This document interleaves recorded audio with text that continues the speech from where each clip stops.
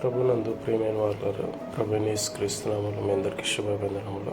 ఉదయకాలంలో కలువరి కృపాసన వేదిక మిమ్మల్ని ఆహ్వానించుచున్నాను.